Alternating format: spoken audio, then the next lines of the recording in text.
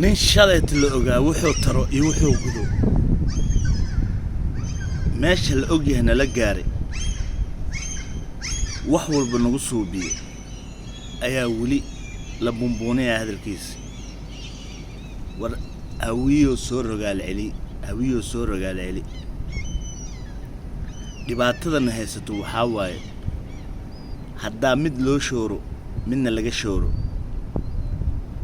shanteena isma wadanee sheekaha mudane sharciga aan raacno sheekh iyo shariif intaba wayna la sheen shankaroona noogu weyn sharafteena aan doorno sheeka maahine shala ninkaan doorane hadduu shanta noo sheegtay sharciga aan marino sharafta aan ka dooranno sha'nigeena aan qiyaasno shoor wax matalaaye shanta aan isku duubnaano sharafteena waxay ku dhismee idoo mid loo sheekeenin midna laga sheekeenin sharaf iyo sheekhba wuxuu sha'ni ku helaa in shankaroon aan raacno hadduu mudulood israaco waa midoobayna hadduu hiraab heshiiyo hantideena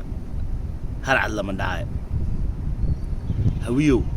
hurdada ka kaca ninkan waxaa noogu haysiin booska qaladan oo aragnaa eemaan siyaasadda waa ka mashquulsanaay laakiin haddaan soo rogaal celinayaa waxaana leeyahay dadkayga dalkayga iyo diinteeda waa jeclahay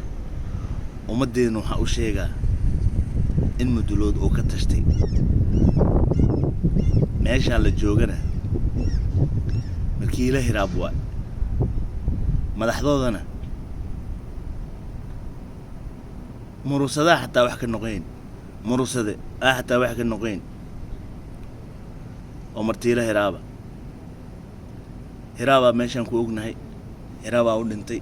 hiraaba hantidiisa ku waayay hiraaba ilaa hadda calanka tootisaa iyo dadkiisa ummadan dulmiga laga daayo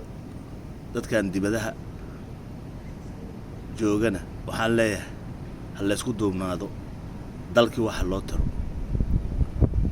ummadana soo weerartay oo farmaajo u weyn yahay oo aarsi wadaan waxa loogu hortay karana waxa waa isku duubnaan iyo anagoo wax isku sheegno waxna iska dhageysano walwalkana waxa ugu bixi karnaa haddaan hawiyana iyo rafaadkana haysto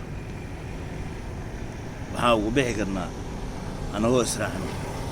ummadeenana wax u sheegno dadkeena iyo dalkeena difaacno dawladdu waxa lagu noqdaa isku duubni iyo israac ee kala duubnaan iyo kala roob mugda ee raaligeena hala oofiyo runta u sheegno ummadan rabbi aan barino raaxaan ku naadano waxaana leeyahay